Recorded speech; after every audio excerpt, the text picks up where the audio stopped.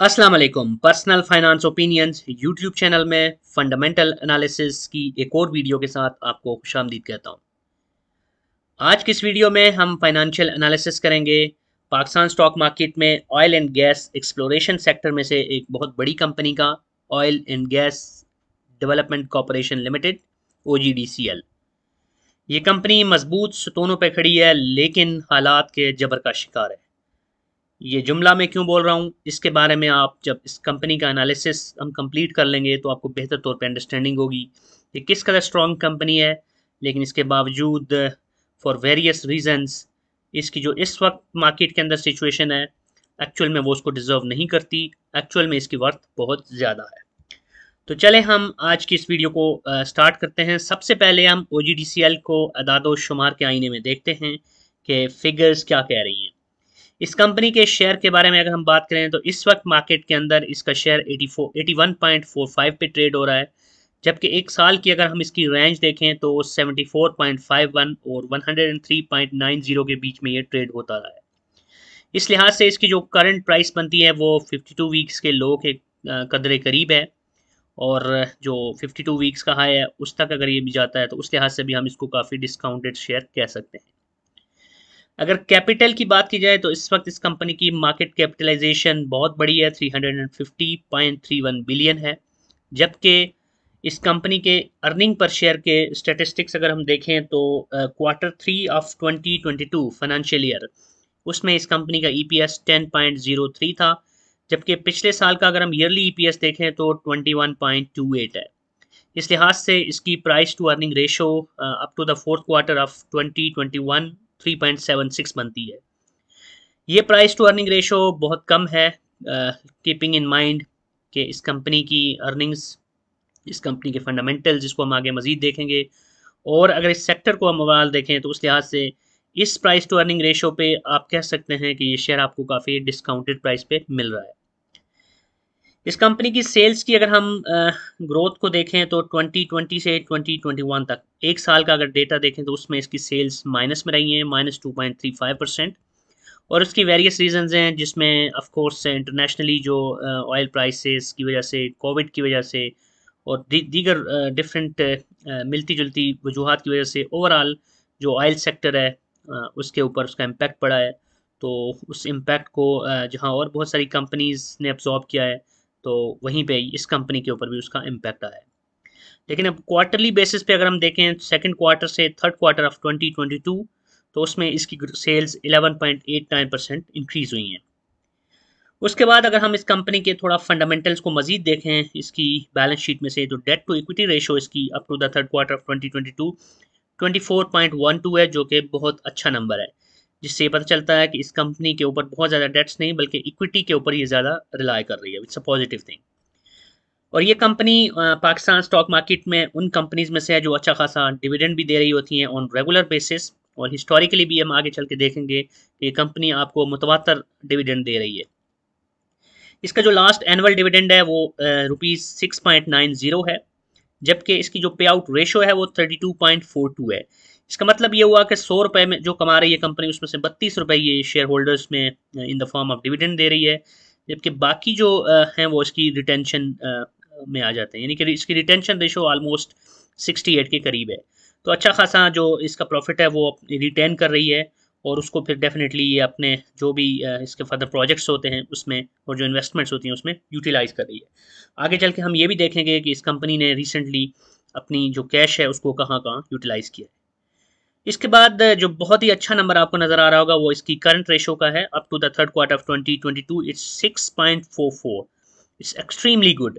इसका मतलब है कि इसके जो करंट एसेट्स हैं वो इसकी करंट जो लाइबिलिटीज़ हैं उससे बहुत ज़्यादा है। नॉर्मली अगर ये एक से ऊपर हो तो भी इसको बहुत अच्छा समझा जाता है, लेकिन इस कंपनी के केस में ये 6.44 है, विच इज़ एक्सट्रीमली गुड।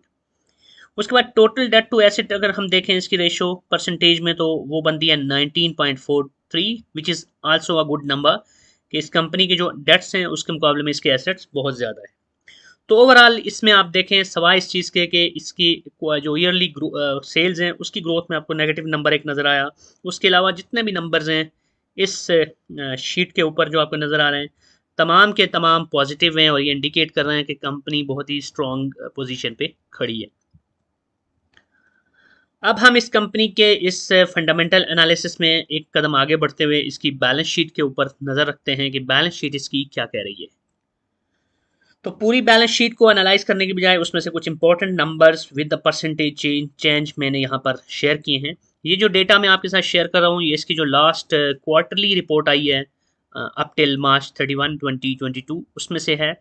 और उसमें फिर आगे हम देखेंगे इसकी इनकम स्टेटमेंट और इसकी जो कैश फ्लो स्टेटमेंट है उसमें भी 9 मंथ्स का जो डेटा है इस फाइनेंशियल ईयर का उसको मैंने बेसलाइन बनाया यहाँ पे।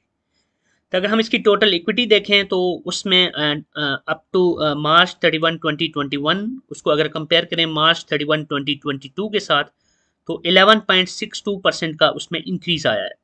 और ये इंक्रीज मेनली इसके रिजर्व्स में और अनअप्रोप्रिएटेड प्रॉफिट्स में जो एडिशंस हुई हैं उसकी वजह से आया है, which is a positive thing. इसका मतलब है कि कंपनी अपने रिजर्व्स को भी बढ़ा रही है और जो अनअप्रोप्रिएटेड प्रॉफिट है based on it's retention ratio तो उसकी वजह से भी ओवरऑल इसकी इक्विटी बढ़ रही है। उसके बाद और अगर हम एग्जैक्ट नंबर्स देखें तो 2021 में इसका जो टोटल इक्विटी थी वो 769 बिलियन 769.644 बिलियन थी, जबकि 2022 में ये बढ़कर 859.10 बिलियन हो गई। और उसके बाद अगर हम इसकी करंट लायबिलिटीज़ और फिर करंट एसेट्स को देखें which are important numbers from the balance sheet तो आप देख सकते हैं कि इसकी करंट लायबिलिटीज़ पिछले साल के मुकाबले में 16.98% बढ़ गई हैं। 101.6 बिलियन से बढ़ के 118.9 बिलियन पर चली गई हैं। तो करंट लायबिलिटीज़ अगर 16.98% बढ़ी हैं तो उसके लिए एक रेलेवेंट नंबर होता है करंट एसेट्स का, वो हमने देखना होता है कि वो आया इससे ज़्यादा बढ़े हैं या कम बढ़े हैं। आइडियली ये होना चाहिए कि अगर किसी कंपनी की करंट लायबिलिटीज़ भी बढ़ भी गई हैं तो if current assets have also increased up to the same level और even at a higher level तो इसको हम पॉजिटिव मूव कहेंगे। इस कंपनी के केस में हम देख सकते हैं कि इसके जो करंट एसेट्स हैं वो 650.6 बिलियन से बढ़कर 766 बिलियन पे चले गए हैं। और इस परसेंटेज में अगर हम इस चेंज को देखें तो वो 17.72% बनती है। सो इट मीन्स कि इसकी जो करंट लायबिलिटीज़ जिस परसेंटेज से बढ़ी हैं उससे ज़्यादा परसेंटेज से इसके करंट एसेट्स में इजाफा हुआ है, which is another positive thing from the balance sheet of this company. मैंने यहाँ पे इसके टोटल एसेट्स या टोटल लायबिलिटीज़ को डिस्कस नहीं किया क्योंकि करंट लायबिलिटीज़ या करंट एसेट्स की बेसिस पे ही हम बेहतर तौर पे आइडिया लगा सकते हैं कि कंपनी किस डायरेक्शन में जा रही है और इक्विटी की बेसिस पे भी हम देख सकते हैं। उसके बाद इस एनालिसिस को हम आगे बढ़ाते हुए इस कंपनी की इनकम स्टेटमेंट से जो हमें फिगर्स मिल रहे हैं उसकी नज़र से देखते हैं कि कंपनी की सेल्स या उसकी प्रॉफिट और लॉस स्टेटमेंट क्या कह रही है। तो ये 9 मंथ्स का डेटा है जिसको हम कंपेयर करेंगे for the 9 months ending 31 March 2021 with 9 months ending 31 March 2022। तो इसकी सेल्स अगर आप देखें तो 176.3 बिलियन से बढ़कर 240.2 बिलियन हुई हैं 9 महीनों का अगर डेटा देखें। और इसको अगर परसेंटेज में देखें तो 36.22% इंक्रीज हुआ है। सो इट मीन्स के कंपनी ने इस जो 9 महीने इस फाइनेंशियल ईयर के इसमें बहुत अच्छी तरह अपनी सेल्स को इंक्रीज किया है। और उसके बाद एक और बहुत ही हौसला अफजा चीज़ ये है कि कंपनी का जो ग्रॉस प्रॉफिट है वो पिछले साल के 9 माह में 105.003 बिलियन था जो कि बढ़कर 161.06 बिलियन हो गया। और यहाँ पर बहुत अच्छी चीज़ ये है कि इसकी जो परसेंटेज है ग्रॉस प्रॉफिट की जो इंक्रीज़ हुई है वो 53.39% है। अब ये इंपॉर्टेंट इसलिए है कि कंपनी की जो सेल्स हैं वो 36% बढ़ी हैं, लेकिन जो इसका ग्रॉस प्रॉफिट है वो अगर परसेंटेज में देखें तो 53% बढ़ा है। इट मीन्स कि कंपनी ने कॉस्ट ऑफ बिजनेस को या कॉस्ट ऑफ प्रोडक्शन या कॉस्ट ऑफ गुड्स सोल्ड जिसको बोलते हैं उसमें खातर तौर पे कमी की है, यानी कि इसकी जो भी ऑपरेटिंग कॉस्ट थी उनको कम किया है जिसकी वजह से इसकी जो ग्रॉस प्रॉफिट है वो अच्छी खासी बढ़ गई है। अगर हम नेट प्रॉफिट को देखें तो नेट प्रॉफिट जो 9 माह में पिछले साल इस कंपनी ने हासिल किया था वो 66.3 बिलियन था और इस साल ये बढ़कर 112.04 बिलियन हो गया। और इसमें अगर हम परसेंटेज में देखें तो जो इजाफा हुआ है वो 68.88% का है। तो दिस मीन्स के ओवरऑल जो इसकी सेल्स का डेटा है वो बहुत ही हौसला अफजा है। ग्रॉस प्रॉफिट भी बढ़ा है इन टर्म्स ऑफ परसेंटेज और इसका जो नेट प्रॉफिट है वो भी अच्छा खासा बढ़ा है। और ईपीएस अगर हम इसकी देखें यानी कि अर्निंग पर शेयर तो 31 मार्च 2021 तक का जो 9 माह का पीरियड था उसमें 15.43 थी और ये टोटल जो उस साल की बनी थी वो 21 पॉइंट समथिंग थी जो मैं पहले आपको बता चुका हूँ लास्ट इसका जो ईयरली ईपीएस था। जबकि इस साल के 9 महीनों में इसने ऑलरेडी 26.05 का ईपीएस गेन कर लिया है। तो इस बेस पे हम कह सकते हैं कि जो 30 जून तक का जो लास्ट क्वार्टर है फाइनेंशियल ईयर का, उसका अगर हम ऐड कर दें और इस एक्सपेक्टेशन के साथ कि इस कंपनी के जो ईपीएस है अगर इस क्वार्टर में भी ऐसे ही बढ़ती है तो वी कैन एक्सपेक्ट कि इस साल जो इसका ईपीएस होगा वो 30 से ऊपर होगा।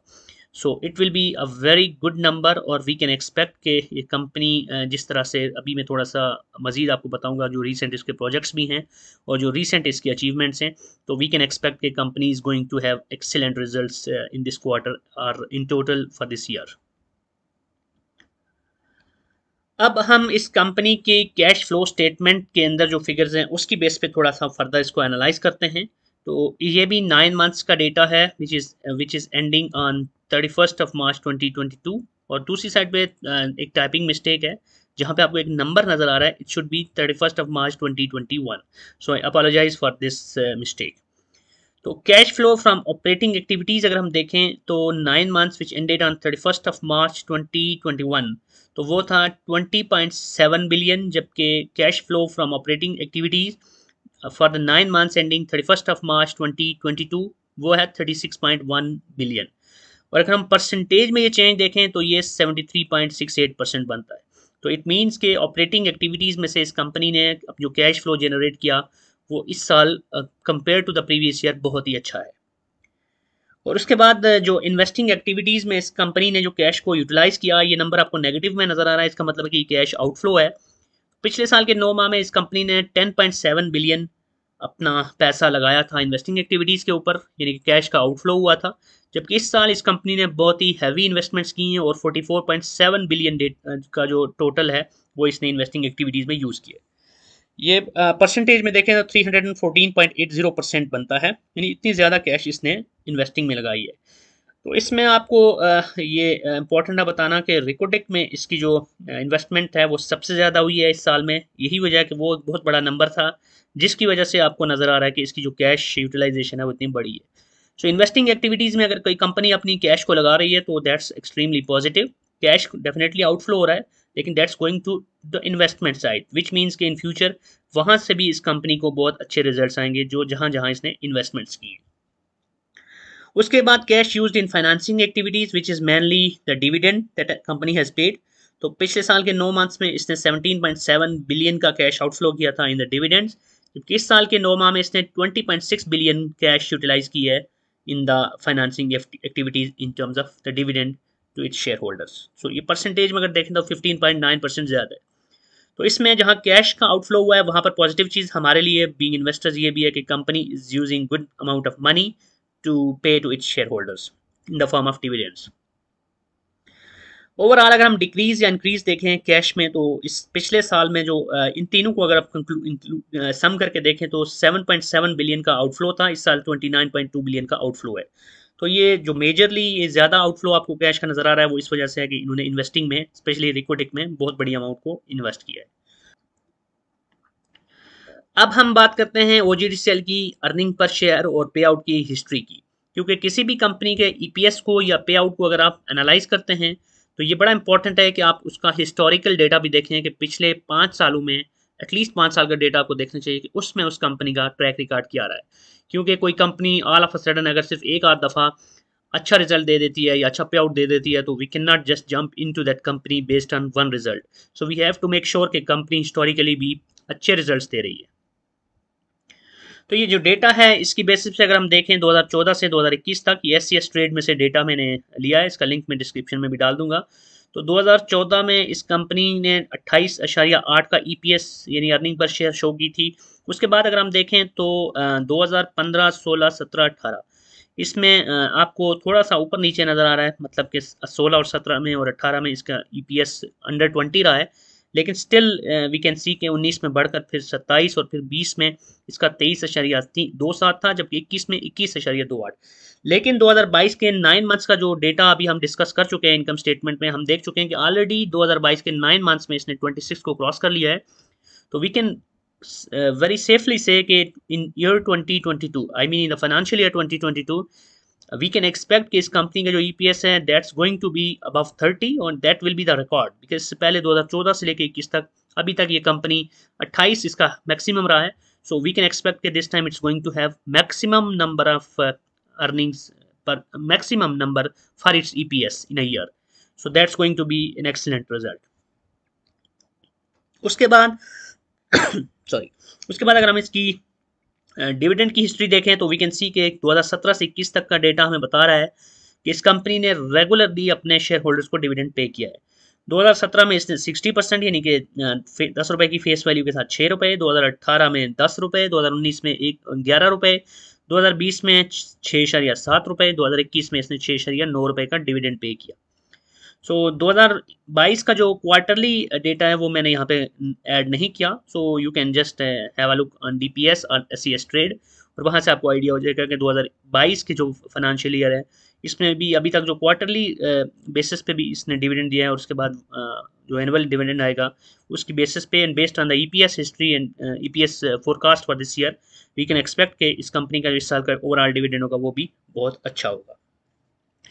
तो अब यहाँ पे इस कंपनी की स्टेटमेंट्स वगैरह से जो डेटा है वो हमने देख लिया। अब थोड़ा सा मैं आपको मजीद इसके प्रोजेक्ट्स के हवाले से भी बता दूं कि इस कंपनी की जो मेजर बिजनेस है वो ऑयल एंड गैस एक्सप्लोरेशन का है, और पाकिस्तान में जो एक्सप्लोरेशन की जो भी एरियाज़ हैं उसमें as per the director report of this company 41% जो एक्सप्लोरेशंस का एरिया है वो ये कंपनी कवर कर रही है। उसके अलावा इस कंपनी के बहुत सारे प्रोजेक्ट्स हैं जो जॉइंट इनिशिएटिव्स भी हैं, और उसमें ये दूसरी कंपनीज जो इस फील्ड में उनके साथ मिलकर भी बहुत अच्छा काम कर रही है। और इस कंपनी की अगर हम बकिया डिटेल्स देखें तो रिसेंटली अभी चंद दिन पहले की न्यूज़ है जिसकी बेसिस पे अभी आप एक बुलिश ट्रेंड भी देख रहे हैं इस कंपनी के शेयर्स का, कि इस कंपनी ने सिंध के किसी इलाके में गैस के कुछ ज़खायर दरियाफ्त किए हैं। इससे कुछ अर्सा पहले मारी गैस और इस कंपनी ने मुश्तरका तौर पर गैस के कुछ ज़खायर नॉर्थ वज़ीरिस्तान में भी, आई थिंक साउथ वज़ीरिस्तान और north Waziristan, I am not sure but it was in Waziristan, तो वज़ीरिस्तान में भी गैस के ज़खायर दरियाफ्त किए हैं। सो ओवरऑल इस कंपनी की जो एक्सप्लोरेशन है और बाकी इससे रिलेटेड जो बिज़नेस है उसके अंदर बहुत एक्टिवली ये कंपनीज अपने जॉइंट वेंचर्स भी कर रही हैं, और इंडिविजुअल कैपेसिटी में भी ये कंपनी बहुत अच्छा परफॉर्म कर रही है। तो इन सारी चीज़ों के बाद इतने अच्छे रिजल्ट्स, इतना अच्छा डेटा, इतनी अच्छी कैपिटलाइजेशन के बावजूद इस कंपनी का शेयर इस वक्त इतना नीचे क्यों है? इसको बहुत ज़्यादा ऊपर होना चाहिए था। तो उसकी सबसे बड़ी वजह ये है कि ये कंपनी बहुत ज़्यादा जिस प्रॉब्लम का शिकार है वो है सर्कुलर डेट्स का।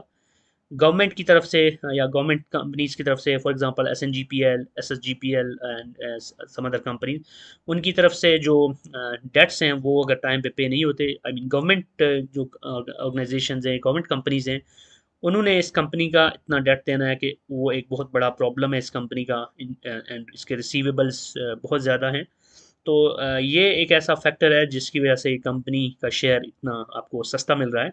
अदरवाइज़ अगर इस कंपनी को जो भी इसकी पेमेंट्स हैं, रुकी हुई पेमेंट्स, वो अगर सही मिलती हैं, टाइम पे मिलती हैं, रेगुलरली इसको मिलना शुरू हो जाती हैं गवर्नमेंट की तरफ से, तो ये शेयर फिर आपको इस कीमत पे कभी भी नहीं मिल सकता। ये बहुत ऊपर जाने वाला शेयर है because it's a very strong company with a strong business prospects, और इसके जो प्रोजेक्ट्स हैं, इसकी जो नेचर ऑफ बिजनेस है वो एक फ्यूचरिस्टिक बिजनेस कहलाएगी, and we can expect in future this will grow further provided के कंट्री की जो ओवरऑल इकोनॉमिक कंडीशंस हैं और जो भी बाकी इंटरनेशनली या लोकल सतह पे मामला आते हैं अगर वो सही रहते हैं, तो this company is a future and this company has a bright future. So that's it from this video. I hope कि इसमें जो भी इन्फॉर्मेशन आपको कन्वे की गई है ये आपके लिए यूजफुल होगी, and based on this and based on your on financial analysis opinions, based on your on assessments, make your decisions, because this is just my own opinion that I have conveyed in this video. It's not a financial advice. So अगर आपको ये video पसंद आई है तो don't forget to subscribe to the channel and press the bell icon. और अगर आपका कोई भी सवाल है, कोई भी फीडबैक है तो आप कमेंट सेक्शन में लिख सकते हैं। Thank you very much.